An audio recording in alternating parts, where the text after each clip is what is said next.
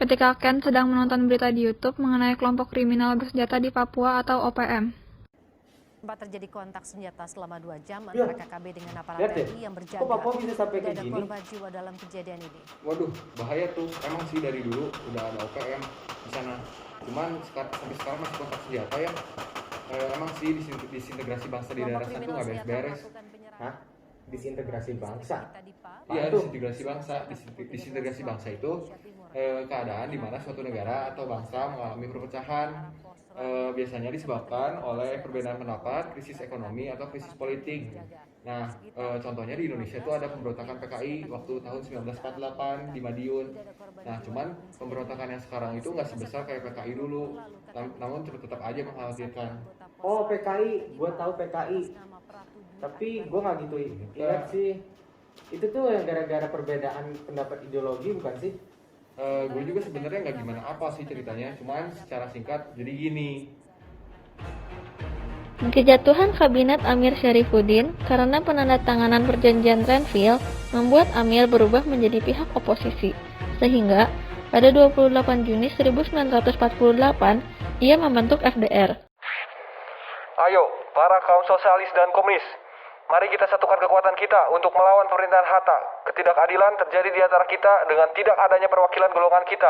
Persetujuan Renville yang merugikan Indonesia kiranya malah dilaksanakan begitu saja. Indonesia yang masih dalam kondisi melawan Belanda, jumlah tentaranya dikurangi oleh pemerintahan Hatta. Bagaimana Indonesia akan lepas dari Belanda? Ayo kita lawan pemerintahan Hatta.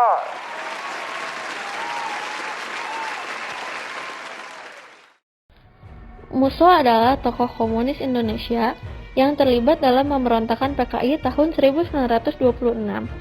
Kemudian, pada tanggal 11 Agustus 1948, Musso kembali ke Indonesia dari Uni Soviet dan langsung melakukan sidang Politbiro 2 hari setelah kedatangannya. Saudara-saudara, pemerintahan Hatta yang sekarang sedang berjalan merugikan rakyat dan juga golongan kita. Banyak usaha dan strategi yang kita gunakan untuk menjatuhkan pemerintahan ini, tetapi masih gagal juga. Kita butuh persatuan dan strategi yang baru untuk menghadapi pemerintahan.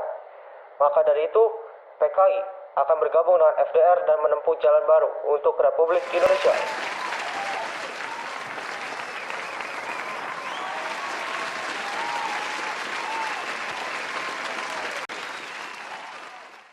Untuk kepentingan bersama, FDR dan PKI akan bersatu dalam menjalankan jalan baru untuk Republik Indonesia. Dengan itu, saya sahkan berdirinya Komite Front Nasional. Mari saudara-saudara sepemahaman, kita menempuh jalan baru bersama-sama melawan politik penjajahan Belanda. Kita lakukan propaganda anti pemerintah. Kita lakukan pemugahan kerja. Dan yang terakhir, kita akan lakukan pembantaian di wilayah kita bagi orang yang tidak setuju dengan kita. Maju komunis, maju Indonesia. Sejak 2 Juli 1948, di Solo yang sudah menjadi Wild West PKI, terjadi ketegangan antara pasukan Siliwangi yang hijrah dengan pasukan Senopati PKI karena terbunuhnya Kolonel Sutarto. Saling menuduh satu dengan lainnya, pada awal September 1948, suasana dalam kota Solo memanas. Aksi penculikan pun merebak dan terdapat 24 korban penculikan. Pada 18 September, Sumarsono mengetahui bahwa pasukan Siliwangi akan melucuti pasukan FDR Madiun, sehingga pasukan memulai penyerangannya terlebih dahulu dan pecahlah peristiwa Madiun.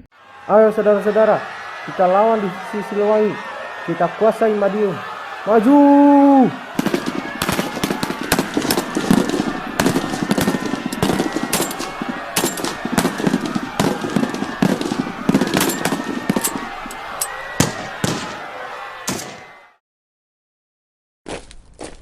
Kalian mau apa di sini? Ampun, ampun.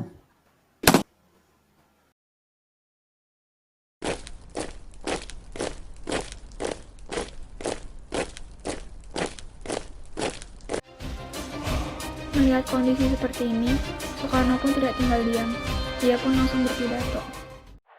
Saudara-saudara, sebangsa dan setanah air, bangsa kita sedang menghadapi Belanda, dan sekarang ditambah adanya pemberontakan PKI. Pemerintah tidak akan segan untuk menumpas partai-partai yang mengganggu dan mengancam keamanan negara.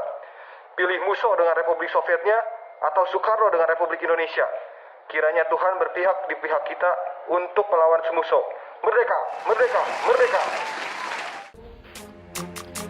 Musuh yang sedang melakukan rapat raksasa di Jogja dan melakukan safari ke daerah Madiun, Solo, Kediri, Jombang, Cepu, Purwodadi, dan Wonosobo sejak awal September. Lalu, pada tanggal 18 September, musuh memproklamirkan berdirinya Republik Soviet Indonesia. Pidato Soekarno hanya akan merusak persatuan kita. Dengan ini, saya, atas nama bangsa Soviet Indonesia, menyatakan kemerdekaannya dan berdiri Republik Soviet Indonesia dengan Musa sebagai presiden dan Amir Syarifuddin sebagai wakil presiden. Maju Republik Soviet Indonesia, merdeka!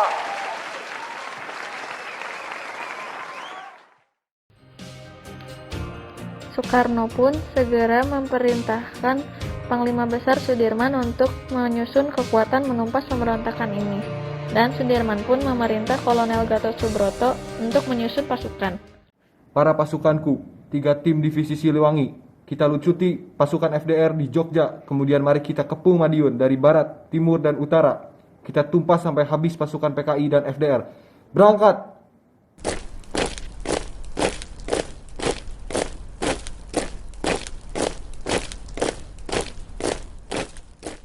Upaya penumpasan pun dilakukan.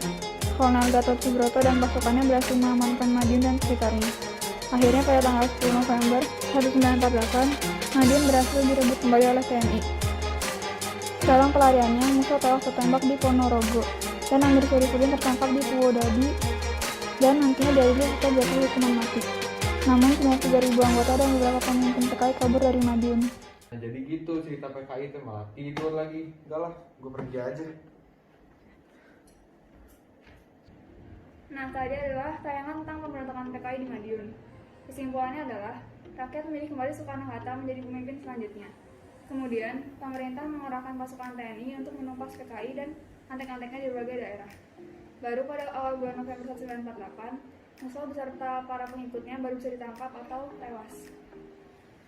Nah, 11 pimpinan kelompok kiri termasuk Amir Syarifuddin dieksekusi pada tanggal 20 Desember 1948 di Makam Ngalihan atas perintah dari Kolonel Gatot Subroto. Dampak lainnya adalah terjadinya penodaan terhadap ideologi bangsa yang disebabkan oleh PKI.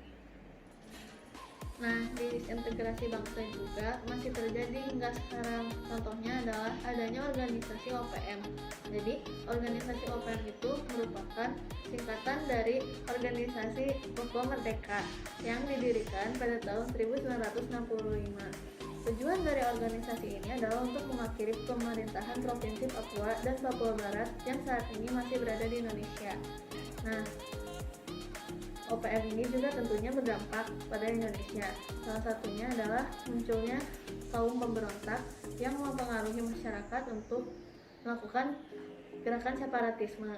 Kemudian berkembangnya juga perilaku konflik di antara berbagai kelompok etnik. Nah, oleh karena itu, kita sebagai generasi muda kiranya jangan berperilaku rasis, bertindak adil kepada sesama, dan menjalankan kewajiban kita sebagai warga negara dengan sebaik mungkin.